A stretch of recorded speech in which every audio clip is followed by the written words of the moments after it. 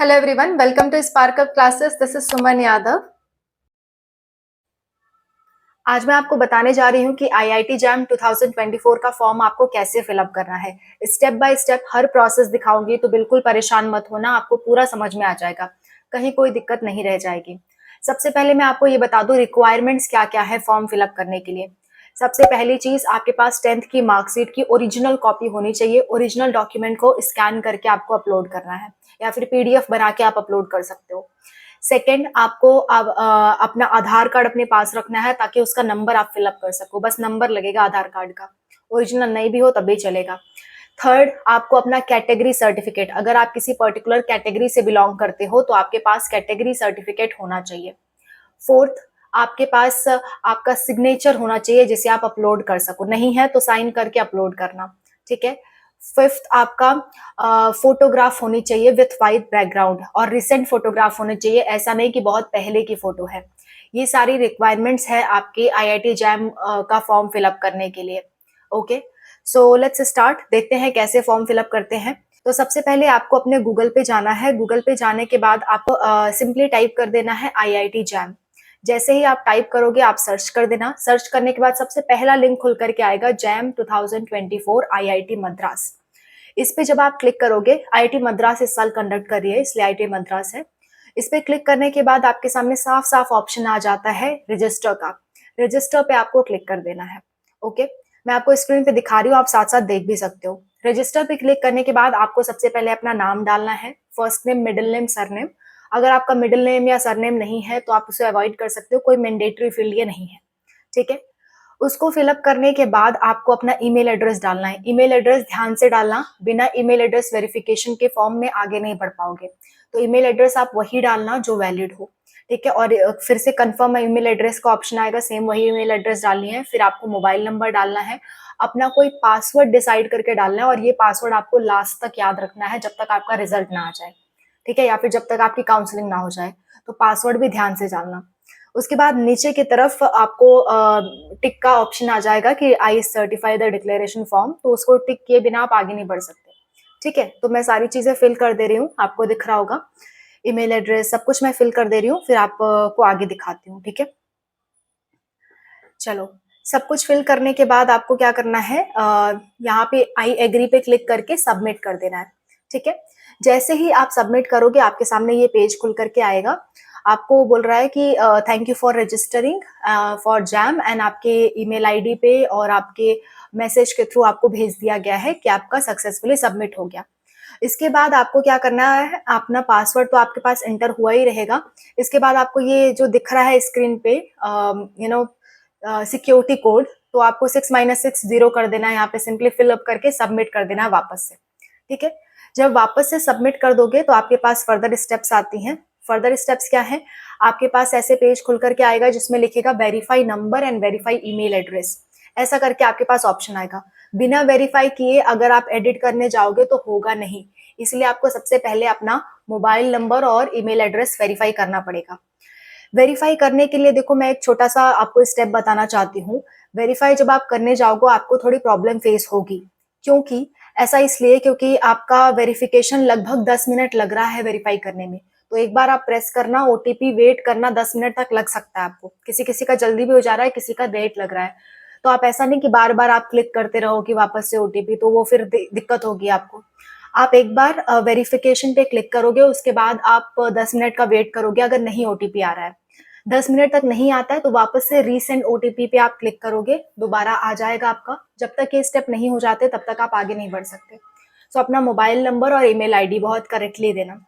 इसके बाद देखो, मैंने वेरीफाई कर लिया है। वेरीफाई करने के बाद एडिट एप्लीकेशन फॉर्म पे जाते हैं। यहाँ पे ऑप्शन दिख रहा है एडिट एप्लीकेशन फॉर्म, उस पर आप क्लिक करोगे एंड फर्दर हम प्रोसेस में आगे बढ़ते हैं। बिल्कुल साफ सुथरी प्रोसेस है, कोई दिक्कत नहीं आएगी आपको। अब देखो, यहाँ पे 2 पेपर सिलेक्ट कर सकते हो या तो एक पेपर सिलेक्ट कर सकते हो। कैसे आपको चूज करना है इसके लिए मैंने एक पर्टिकुलरली वीडियो बना रखी है, स्क्रीन पे आपको दिख रहा है, ये वीडियो जाके देखो। यहाँ आपको समझ में आ जाएगा कि कितने टोटल सब्जेक्ट होते हैं और आप कौन कौन से चूज कर सकते हो, किसके साथ कौन सा कॉम्बिनेशन बैठा सकते हो, ठीक है। तो वैसे आप कर देना।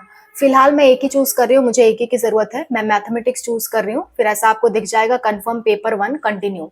आपका पेपर 2 भी दिखा सकता है, डिपेंड्स कि आपने कौन सा चुना है। इसके बाद एग्जाम सिटी आपको चूज करनी है, तो मैं अपने अकॉर्डिंग एग्जाम सिटी चूज कर ले रही हूँ। टोटल 3 चूज करनी है, मोस्ट प्रोबेबली आपको फर्स्ट वाली मिलेगी, तो फर्स्ट वाली वो चूज करना जिसको आप चाहते हो कि आपको मिल जाए, ठीक है। इसके बाद आपको सेव एंड अपडेट पे क्लिक कर देना है। जैसे ही सेव एंड अपडेट पे क्लिक करोगे तो वापस से पेज रिफ्रेश हो जाएगा एंड एक ग्रीन आपको मैसेज, पॉपअप मैसेज मिल जाएगा। फिर उसके बाद आपको नेक्स्ट पे क्लिक करना है। जैसे ही नेक्स्ट पे क्लिक करोगे आपके सामने ये पेज खुल करके आएगा। इस पेज पे आपको क्या दिख रहा है, इस पेज पे आपको अपनी कुछ डिटेल्स दिख ही रही हैं ऑलरेडी और आपको कुछ और फिलअप करनी है, ठीक है। जैसे आपको क्या फिल करना है, आपको अपना डेट ऑफ बर्थ फिल करना है, आपको अपना जेंडर फिल करना है, नेशनैलिटी फिल करनी है, आप इंडियन हो या नहीं, बाय डिफॉल्ट इंडियन सेलेक्टेड है। फिर आपको क्या करना है, अपना आईडी प्रूफ सिलेक्ट करना है, कौन सा आईडी प्रूफ आप रखने जा रहे हो। जैसे कि मैंने कहा था आधार कार्ड या कुछ भी, आप कोई भी आईडी प्रूफ रख सकते हो जिसमें आपकी फोटो हो, ठीक है। जिस भी आईडी प्रूफ में फोटो हो वो आईडी प्रूफ चलेंगी। जैसे कि पैन कार्ड हो गया, जैसे कि आपका आधार कार्ड हो गया, ये सब चलते हैं, पासपोर्ट भी लग सकता है। तो ये सब सेलेक्ट करने के बाद आपको अपना कैटेगरी सेलेक्ट करना है। कैटेगरी जैसे आपकी ईडब्ल्यूएस है, जनरल है, तो आपको जो भी है आपको सेलेक्ट करना है।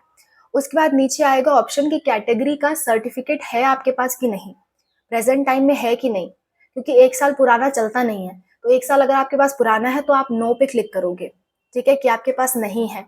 और अगर आपके पास अभी रिसेंटली का बना हुआ है तो आप यस पे क्लिक कर देना, ठीक है।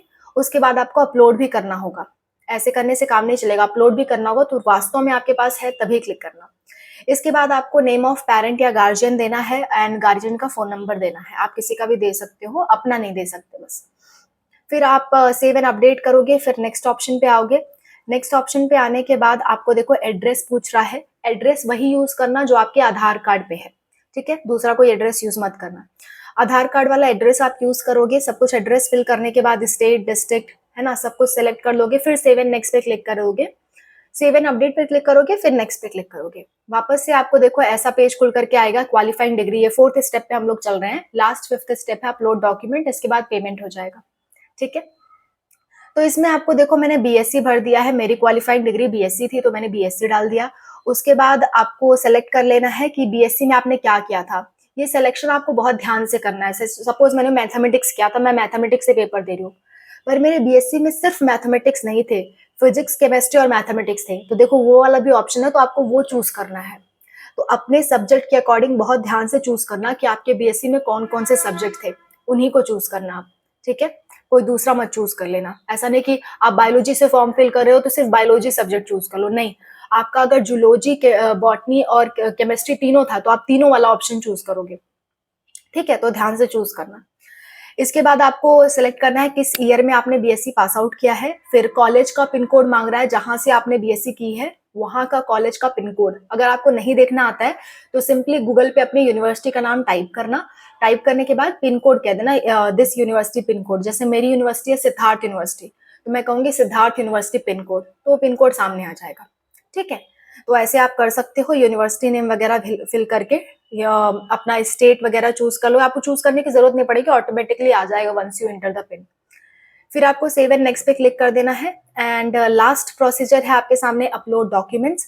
डॉक्यूमेंट में देखो 4-5 चीजें दे रखी हैं। पहली बात तो फोटोग्राफ, दूसरी बात सिग्नेचर, तीसरी बात है आपका 10th का मार्कशीट एंड चौथी चीज है आपकी, जस्ट अ मिनट, चौथी चीज है आपकी कैटेगरी सर्टिफिकेट। ये चारों आपको भर देना है। उसके बाद आपको देखना है कैसे आप आईआईटी जैम के बारे में जाने, तो सोशल मीडिया या किसी भी यूट्यूब के थ्रू, तो आप वो मेंशन कर सकते हो। बाकी फिर प्रोसीड टू पेमेंट पे आपको क्लिक कर देना है, ठीक है। तो प्रोसीड टू पेमेंट पे क्लिक करने से पहले आपको यहाँ आई एक्सेप्ट वाला बटन टिक करना पड़ेगा, जैसे कि मैंने नहीं किया था तो वो हो नहीं रहा था। तो आई एक्सेप्ट पे क्लिक करके प्रोसीड टू पेमेंट करना है। इसके बाद आप अपनी पेमेंट कर सकते हो। पेमेंट वाला गेटवे मैं नहीं दिखा रही हूँ आपको, because it might create problem to me. So yeah, payment आपको कर देना है अपनी कैटेगरी के अनुसार। आप अगर जनरल ईडब्ल्यूएस से हो तो 1800 आपका लगना है। अगर आप मेल कैंडिडेट हो तब भी आपका 1800 लगना है। जनरल ईडब्ल्यूएस मेल कैंडिडेट को 1800 लगना है। और ST SC है या फीमेल कैंडिडेट है तो उनके लिए 900 रुपए लगना है पर सब्जेक्ट, एक सब्जेक्ट के लिए, ठीक है। सो आई होप आपको ये सारी चीजें क्लियर हो गई होंगी। कोई दिक्कत, कोई परेशानी आती है, you can always late me no in the my comment section. I'm already always ready to help you. मैं कभी भी आप कमेंट करते हो तो मैं बहुत एक्टिवली रिस्पॉन्ड करती हूँ, जितना हो सकता है उतना एक्टिवली रिस्पॉन्ड करती हूँ। कभी-कभी मैं छुट्टी लेती हूँ, रेयरली, बट मेरी किसी भी रिसेंट वीडियो पे करोगे with in 1 and 2 hours, so definitely you will get the response. थोड़ा लेट अगर आप करते हो, तो हो सकता है रिस्पॉन्स ना मिले, लेकिन कोई वीडियो मैं अपलोड कर रही हूँ, आप विद इन 1 और 2 आवर अगर मैसेज करते हो, तो डेफिनिटली आपको रिप्लाई मिलता है, ठीक है? या मेरी किसी भी रिसेंट की वीडियो पे आप मैसेज कर सकते हो, आपको डेफिनिटली रिप्लाई मिलेगा। So wish you all the best, मिलते हैं नेक्स्ट वीडियो में। जो भी दिक्कत, जो भी परेशानी रहेगी, you can let me know and मैं आपकी हर प्रॉब्लम सॉल्व कर दूँगी। Okay? Bye bye, take care.